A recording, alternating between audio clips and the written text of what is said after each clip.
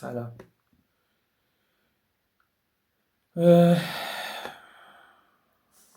شما قدیمیا منو میشناسید که هیچ وقت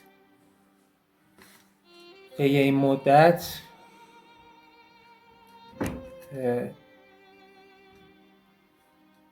سعی کردم به کسی بی احترامی نکنم، حد و حدود خودم رو بدونم، فحاشی نکنم و عرض کنم که اخلاق مدار باشم و به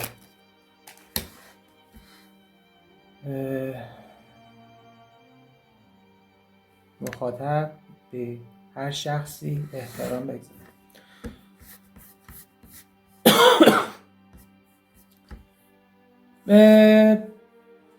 نمیدونم یه سریا رو باید چی خطاب بکنیم، یه سریا رو باید به عنوان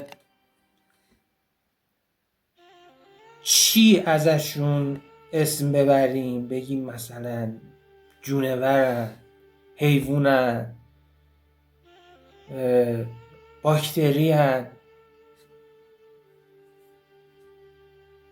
گرد و غبارن، ویروسن. نمیدونیم اینا رو باید جزو کدوم رده یه موجودات زنده قرار بدیم.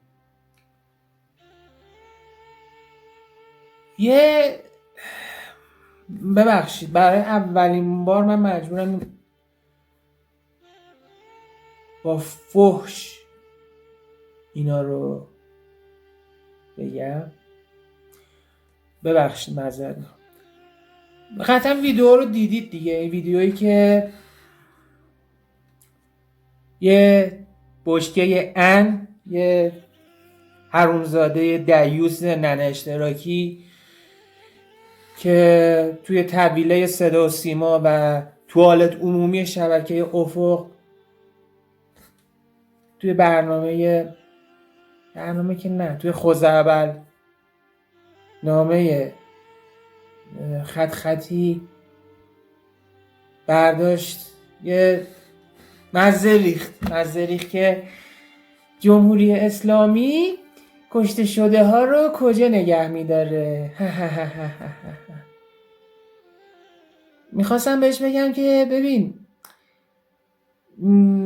واسه کسی مثل تو یا ژیلا صادقی یا عبدالرضا شهبازی که نطفتون مال یک نفر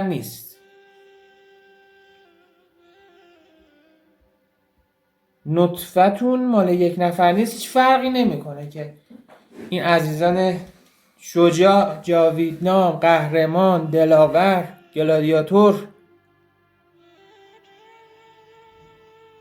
کجا نگهداری میشن. تویی که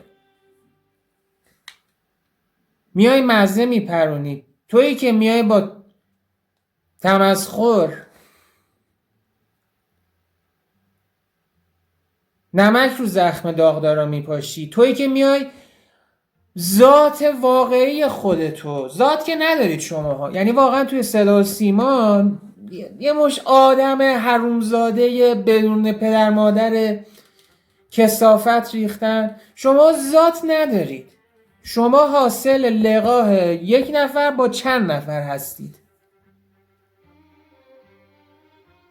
هر کدومتونم یه جورا، هر کدومتون یه جور. محمد حسین محبی باشه، نمیدونم یه ان از کجا پیدا شده، این یه جوره. اون عبدالرضا شهبازی یه جوره. ژیلا صادقی که معلومه چی کار هستی، که خدمات دهنده به تمام حکومتی ها توی سراسر دنیاست، از ایران گرفته، آمریکا گرفته.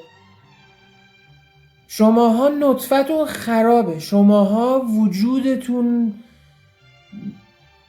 ننگه برای دنیا. شماها کسانی نمیتون، واقعا کس هم نمیشه گفت، شما حمالای حیوانی هستید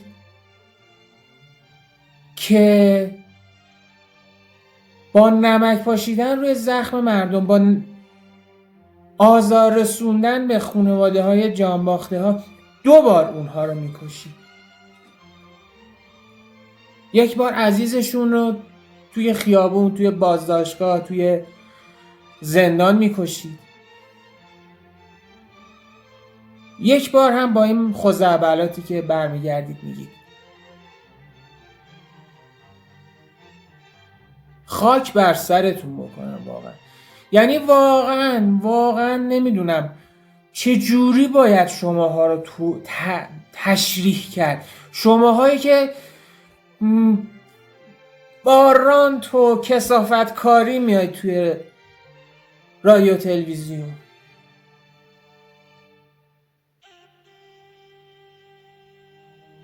آقا یه زمانی بود صدا و سیما برنامه های خوبی داشت، مجری های متشخصی داشت.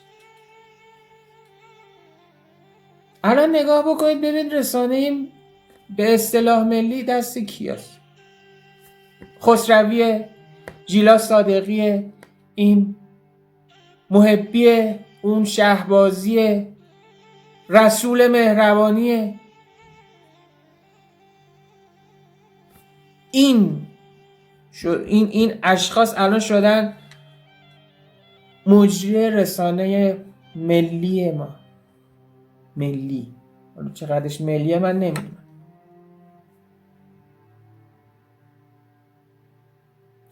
چقدر گرانکاریاتون رو مردم تحمل بکنن، چقدر بیشرف بودن شما رو مردم تحمل بکنن. یه حد و مرزی باید داشته باشه دیگه، یه نهایتی باید داشته باشه. یکیتون رسول مهربانیه که میاد واسه این که فیلم عروسیه، کلیپ عروسیه بازیکن ملوان پخش شده، اون اراجیفو میگه. آقا به تو چه؟ تو رو سنن، اصلا کی تو رو نگاه میکنه؟ دلغک پوزم میدی که من خواهرزاده فلان بازیگر. حالا اون بازیگر کی هست اصلا؟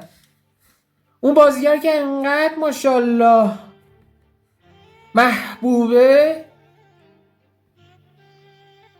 که هیچکی حاضر نیست اصلا باهاش کنار بیاد. آره تو خواهرزاده، اون اولاد حلال زاده به داییش میره، از قدیم اینو میگفت. یا اون خسروی سر قضیه باخت استقلال 7 شهر چیچی و گشت. آقا این اکاش به جایی که اول این کار بکنه، این دهنه کار بکنه، مغزتون کار بکنه. شما مغز ندارید. شماها یه چیزی به اسم پهن توی کلتونه که برمیگردید هر چیزی که از توی اون تراوش میکنن رو توی این 20 صاحبی که به اسم دهن هست بلغور میکنید، بیان میکنید. اون خسروی، اون عبدالرضا شهبازی.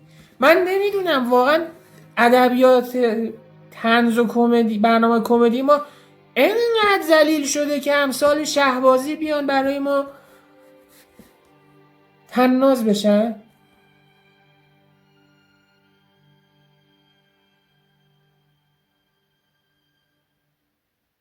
بیاین اون ژیلا صادقی برمیگرده میگه آره زهره یه بچه هم ترکید، الهی بمیرم واسه اون بچه.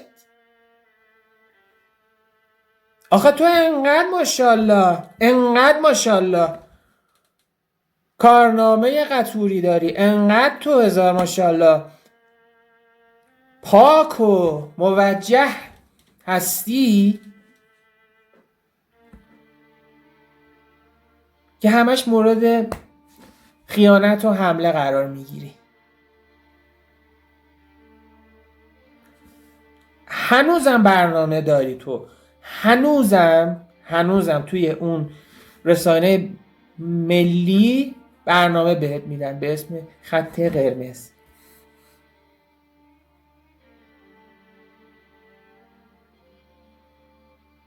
این از بیایم جلوتر.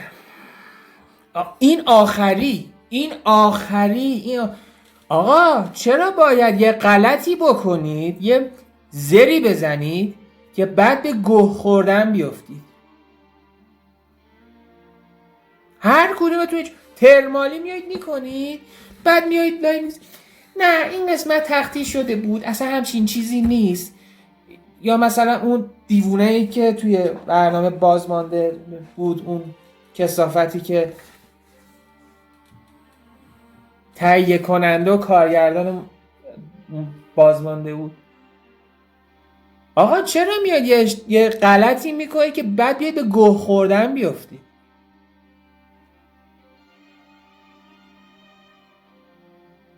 آقا مردم رو اینقدر اذیت نکنید.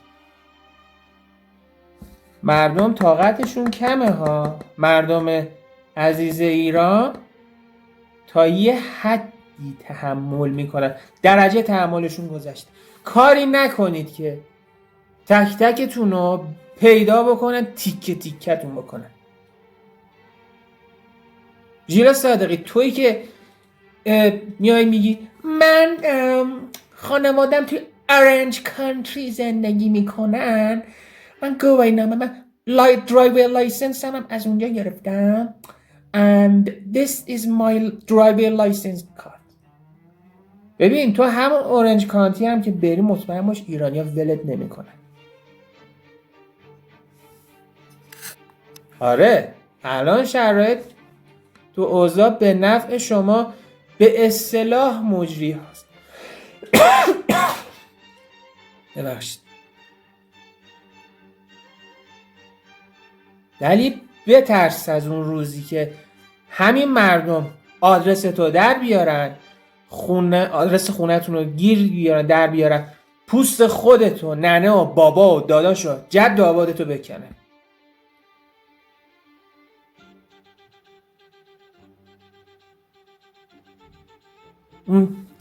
این کثافت. جمهوری اسلامی پیکرهای کشته شده ها رو که در کجا نگم؟ یخ فروشن، کار کاسبی ما رو کساد نکن.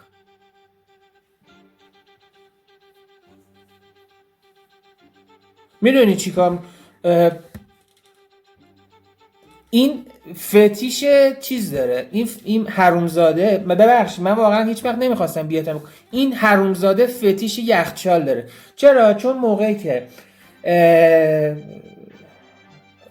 مادر به اصطلاح محترمشون خواستن بچه دار بشن، از اهالی محل خواستن باردار بشن، هر کدوم اسپرمشون رو توی یه یخچال گذاشتن. یعنی مثلا یکی توی یخچال بستنی گذاشته، یکی توی یخچال لبنیات گذاشته، یکی توی یخدون گذاشته، یکی هم توی قالب یخ گذاشته. اومدن اینا رو با هم مخلوط کردن، بعد به بدن مبارک مادر ایشون منتقل کردن تا همچین شاه پسری، همچین گل پسری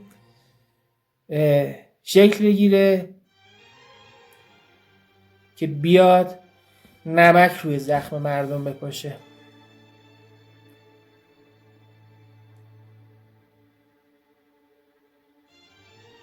انقدر گند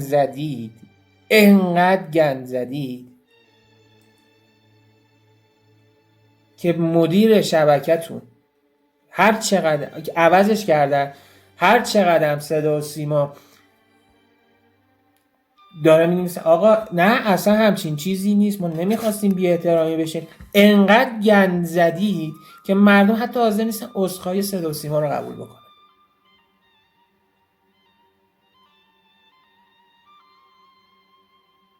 شما که شرافت و وجدان ندارید. شما هیچ کدومتون شرافت، وجدان، معرفت،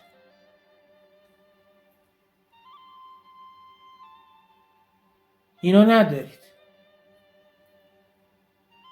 آره برای شما فرقی نمیکنه آقا مردم زیر خط فقر باشن، آب نداشته باشن، گوشت نداشته باشن، مرغ نداشته باشن، لبنیات نخورن، سبزیجات نخورن، شکر نخورن، حبوبات نخورن، برای شما اصلا فرقی نمیکنه. شما ماشاءالله انقدر حقوقای بالا میگیرید و انقدر زبونتون درازه که اصلا براتون فرقی نمیکنه آقا دلار شد 165,000 تومان، میشه 1,000,000 تومان.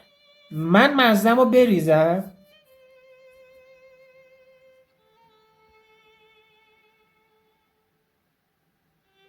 حالا هر چقدر شد، هر چقدر که خونه دل خوردن، زجر میکشن، مردم به یه برن. تو محمد حسین محبی، مخاطب من توی بیشتر، اون آشغالای دیگه هم به خدمتشون خواهیم رسید به وقتش.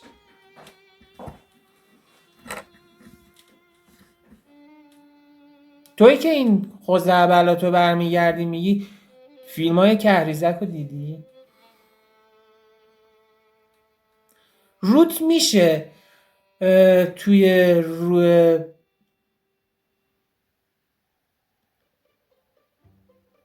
خانومایی صحبت بکنی که شوهراشون رو توی این جریان از دست دادن؟ تو روت میشه تو روی همسر متین صحبت بکنی؟ تو روت میشه تو روی علی اصغرجان صحبت بکنی؟ زن علی اصغرجان زینب خانم صحبت بکنی؟ تو روت میشه تو روی خواهر دانیال مرادی صحبت بکنی؟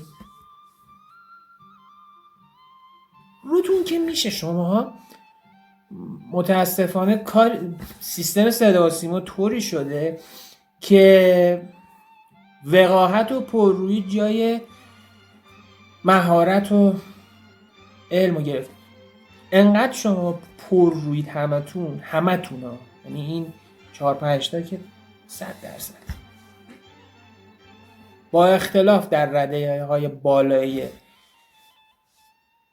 وقاحت و بیشرفی هستید. شما براتون فرقی نمیکنه. مثلا با خودت تو عقل معیوب مریضت فکر میکنی که خب الان مثلا فلان کسک تیر خورد و مرد و به من چی؟ من میام برنامه همو اجرا میکنم.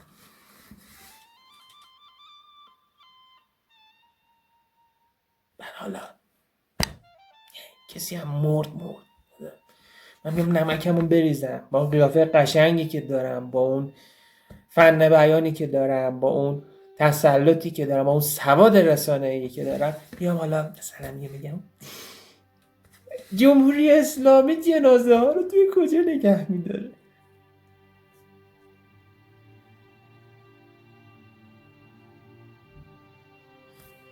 روزی خواهد رسید، من دوست ندارم این اتفاق بیفته، روزی خواهد رسید که مردم تک تک شما رو تیکه تیکه میکنن.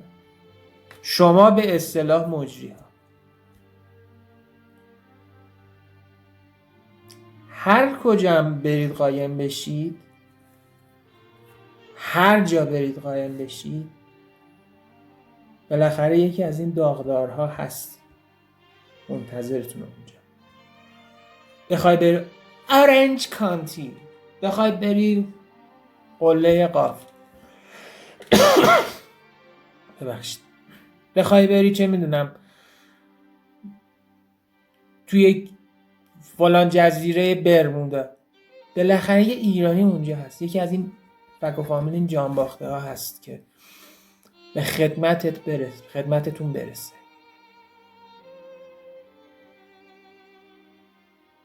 مردم داغدارن، مردم سوگوارن.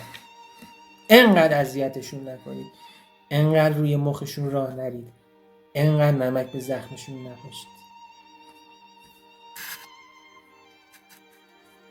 آقا خفه شید، ببندید این 20 آبو ببندید.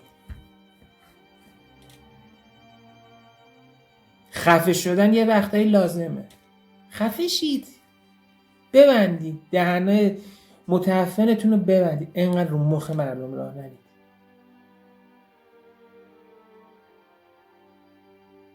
مردم تا یه حدی تحمل میکنن، تحملشون هم تمام شده.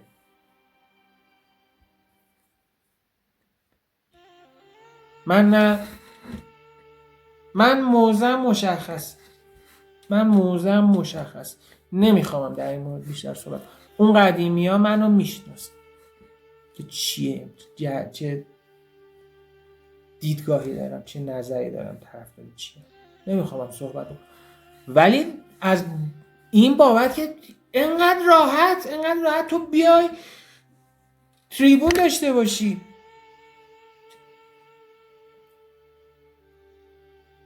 بیای مسخره بکنی، این اصلا تو کت من نمیره. توی این مدت اصلا حال من خوب نبوده، حال هیچکی خوب نبوده. نه دنبال کردن کشتی کج کوفتی بودم، نه اصلا برام مهم بود رویال رامبل چیش. حالا دوباره رومن ریز مثلا برنده شده توی مردان، لیو مورگان هم تو زنان برنده شده. آقا به من چی؟ اصلا برام اهمیت نداره، اصلا برام اهمیت نداره.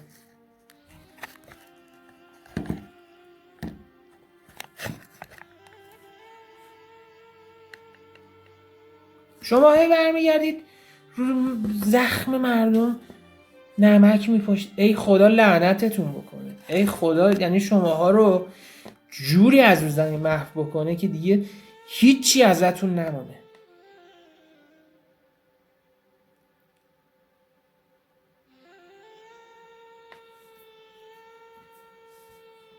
کسایی که کشته شدن، کسایی که الان داغدار هستن، به خاطر اینه که شماها 2 بار برداشتید کشتیدشون، عزیزشون رو کشتید.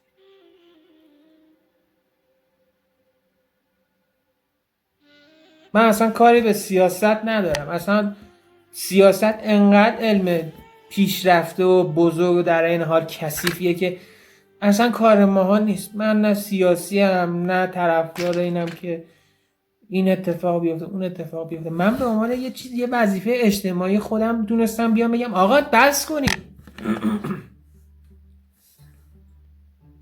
هر کدومتون یه جور دارید مردم رو اذیت میکنید. اون از سیامک انصاری، مهران غفوریان مفنگی بنگی تو اون آشغال برنامه که با اون دکتر زهرمار طالبی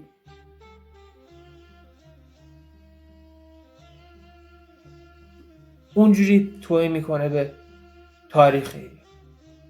این از ژیلا صادقی، اون از خسروی. این ژیلا صادقی که نمیدونم واقعا، من نمیدونم چرا اینجوریه. من خودم یه نیمچه رگه آذری دارم، ولی تا جایی که یادم میاد هیچ وقت ترک‌ها اینجوری نیستن که اینقدر مسخره توهین بخوام بکنن، وقیح باشن. من حداقل تو فک و فامیل خودم همچین چیزی ندیدم. این ژیلا صادق، اون رسول مهربانی، من نمیدونم این آشغالا رو واقعا از کجا پیدا میکنید میاریدشون.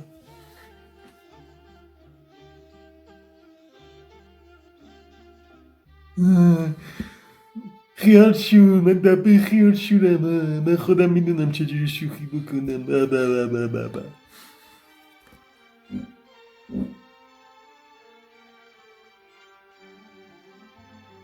بابا من فکر میکنم این 2 بوزینه، یعنی محبی و مهربانی رو با هم انتخاب کردن. مثلا این 2 رو توی حیات وحش دیده بودن، بعد گفتن این 2 رو بیاریمشون تربیتشون بکنیم، ولشون بکنیم تو تلویزیون جلوی دوربین.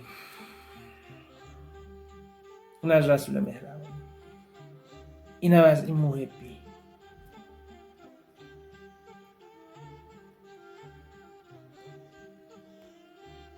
یه حرفی رو ببخشید انقدر عصبانیم صدام گرفت. یه حرفی آقای مهران مدیری چند سال پیش تو برنامه خندوانه زد. اون زمان کسی بهش توجه نکرد. من مهران مدیری رو حالا هیچ وقت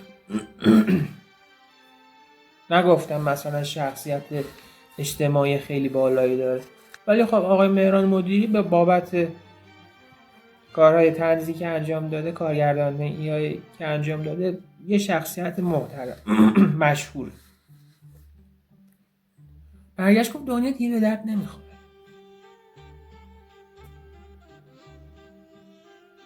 اون زمان خیلی راحت خیلی از ما از کنارش گذشت، ولی امروز به این نتیجه رسیدیم که آقا آره دنیا به درد نمیخوره.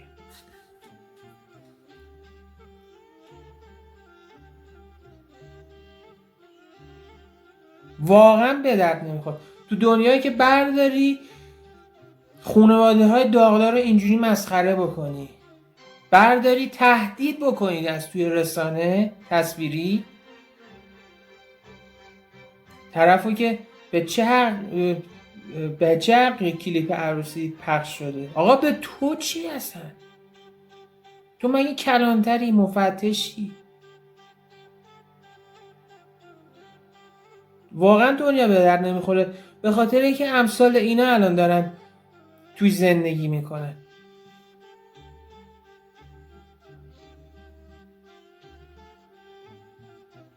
هر کدوم ماشاءالله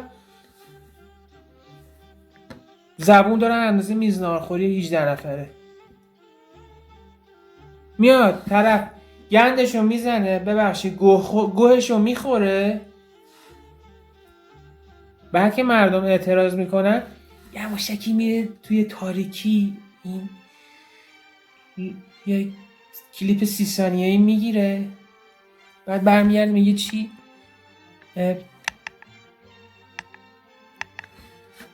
ببخشید من غلط کردم، اصلا همچین چیزی نیست، تخطیع کردن، برداشتن ادیت کردن، این قسمت رو برداشتن آوردن چسبوندن به اون قسمت. آقا بس کنید دیگه، به خدا ما حالیمون میشه ادیت و این چیزا رو نگید، این 20 ها رو ببندید. خیلی وقتا سکوت بهترین نشانه شخصیته. آقا خفه شید، هر کدومتون ببندید این دهنای 20 صاحبتونه که رو مغز مردم دارید راه میرید همتون.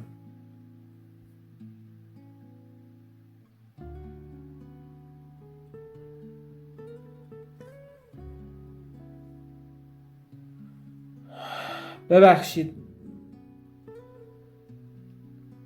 نمیخواستم وقتتون رو بگیرم، حال هیچ کدوممون خوب نیست میدونم، ولی وظیفه خودم دونستم که تو دهن این بزنم، تو دهن این و امثال این که توی رسانه ملی حضور دارن بزنم که حد و مرز خودشون رو بدونن.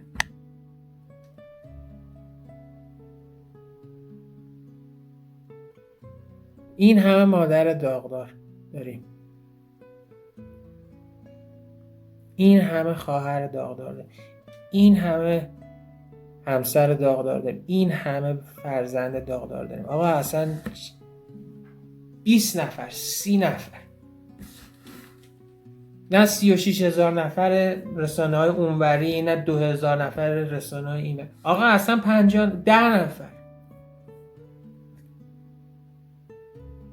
اینا مادر دارن، همسر دارن، بچه دارن، خواهر دارن، برادر دارن، این همه مردم داغدار هست. بعد تو برمیداری میای این حرفا رو میزنی، جفنگیاتو میگی، بعد من اینو واقعا درک نمیکنم. افتخارم میکنه این حرومزاده، این میاد افتخارم میکنه توی این 5 ماهه میخواستیم فلان کنیم بیسا. ببین بوزینه طبق گفته مدیرای بالادستی، یکی از مدیراتون انقدر تعداد بیننده های رسانه ملیتون کم شده که باید یه کاری بکنیم این میزان بکنید که این میزان بره بالا. خب بعد تو همون تعداد کمی هم که این برنامه های خیلی وزین شما رو تماشا میکنن توی تلویزیون، نگاه بکنید ببینید چند نفر میان برنامه شما ها رو نگاه میکنن.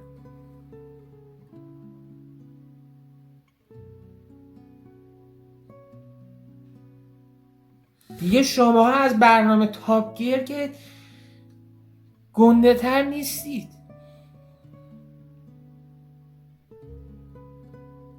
توی برنامه تاپ گیر این آقای جرمی کلارکسون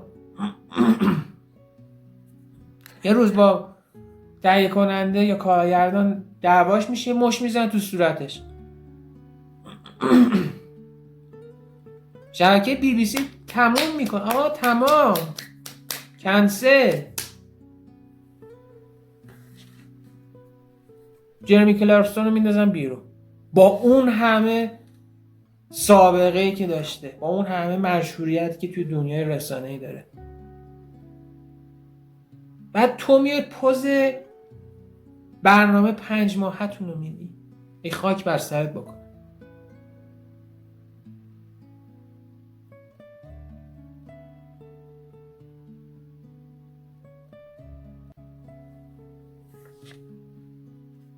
واقعا نمیدونم. امیدوارم یه روزی برسه که مدیرای رسانه ملی به جای استفاده از این آشغالایی که رو مخ مردم راه میرن، برن چند تا چهره محبوب بیارن. چهره محبوب رسانه‌ای، نه منفور. امیدوارم روزی برسه توی رسانه ملیمون، چه رادیو چه تلویزیون. گفتم رادیو. این یکی از دوستای من توی رادیوه، توی یکی از شبکه‌های رادیویی، یکی دو بار هم به من گفت که آقا بیا توی یکی از این برنامه بدیم. اونو نشد، فعلا شرایطش مهیا نیست.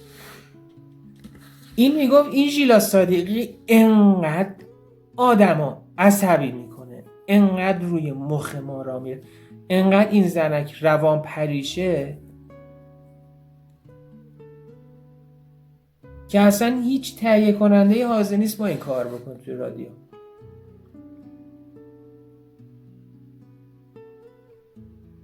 خب وجود همچین آشغالایی توی رسانه ملی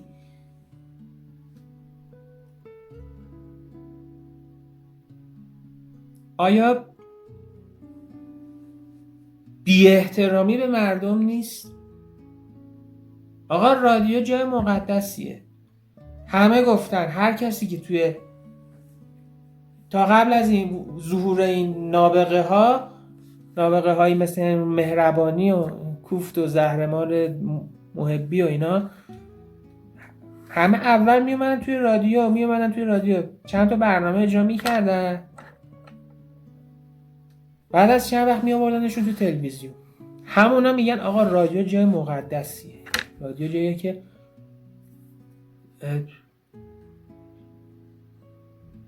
حرمت داره.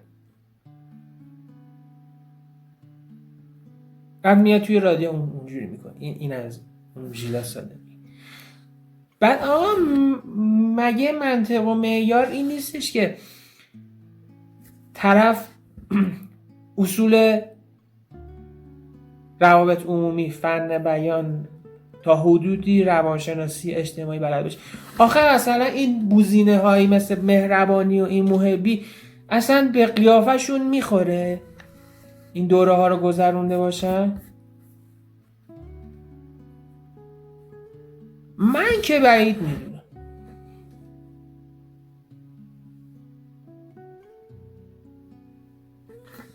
من خیلی بعید میدونم. خب اون مهربانی که خودش گفته دیگه، من خواهرزاده فلان بازیگر هستم، فلان کسک هستم، همچین میگه انگار مثلا خواهرزاده چه میدونم ایلان ماسک.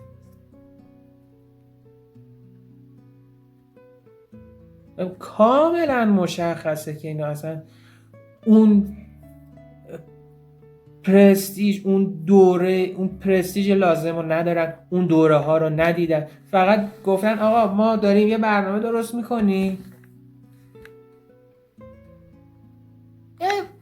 بودجه گرفتیم، حالا ان 100 میلیون ان میلیارد تومان.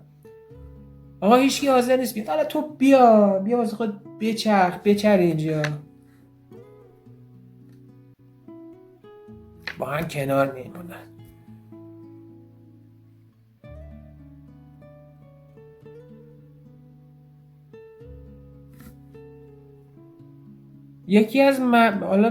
یکی از معدود کارهای خوبی که صدا سیما کرده، امیدوارم یادشون نره این بوده که این آشغال برنامه رو، این برنامه مستهجن و مبتذل رو فعلا توقیف کردن.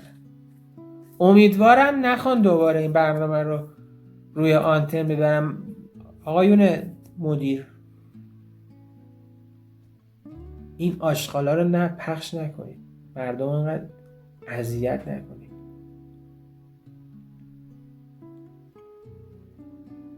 آقا برنامه طنز انتقادی سیاسی میخواید درست بکنید، ببینید امیرحسین قیاسی چجوریه، ببینید ابوطالب حسینی چجوریه. من خیلی از چیزاشون رو به نظر خودم قبول ندارم، ولی ببینید چه طنز خوبی دارن، چه زرنگم حرفه‌ای هستن، میدونن کجا باید مثلا یه ذره چاشنی طنز رو ببرن بالا، میدونن چه جوری باید صحبت بکنن که مخاطب حرمتش حفظ بشه.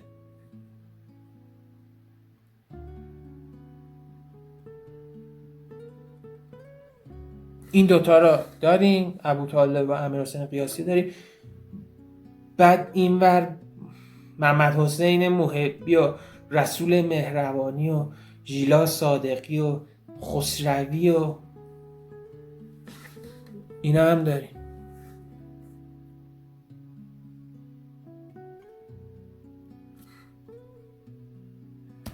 ببخشید اگر بی احترامی کردم، فحاشی کردم، ولی واقعا نمیتونستم هیچی نگم در قبال این بی حرمتی، این کثافت بودن، این حیوان بودن بعضی‌ها. نمیتونستم ساکت باشم. این کاری که اینا کردن، کاری کردن که منی که هیچ وقت توی لایوا، توی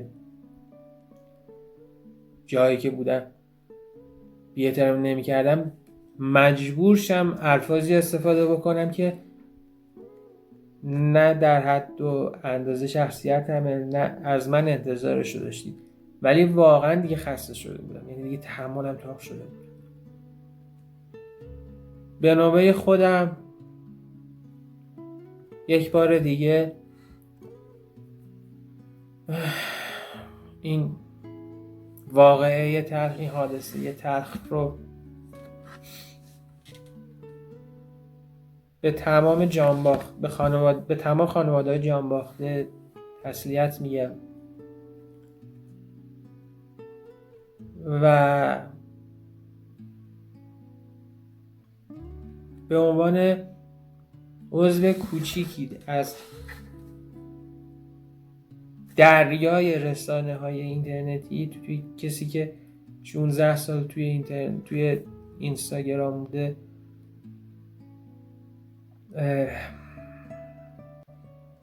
از جانب خودم بابت این بی‌حرمتی که به این عزیزان شد، به سهم خودم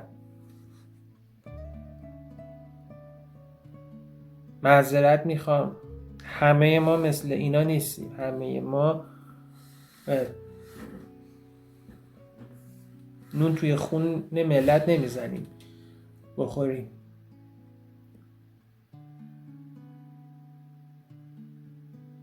وجدان داریم، قلب داریم، روح داریم، احساس داریم. معذرت میخوام. امیدوارم روزهای بهتر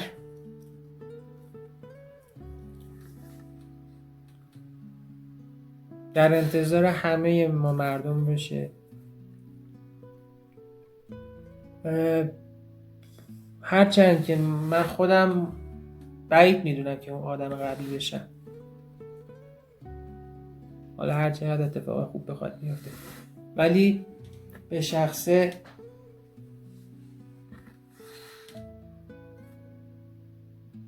امیدوارم لحظاتی خوب در انتظار همه ما مردم ایران باشه و روزی برسه، زمانی برسه که مجری رسانه، حالا رادیو، تلویزیون، پلتفرم‌های اینترنتی، هر جایی کنار مردم باشه نه مقابل مردم.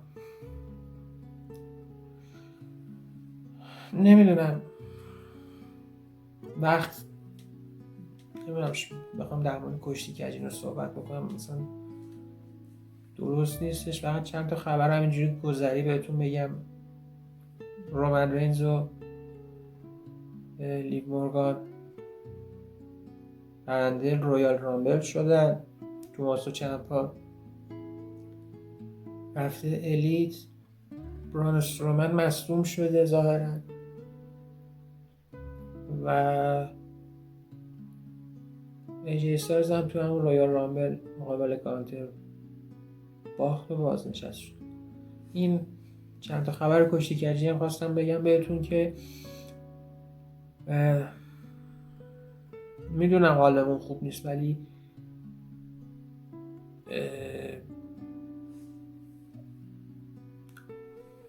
بر حسب وظیفه این چند تا خبر رو گفتم. به امید اینکه دفعه دیگه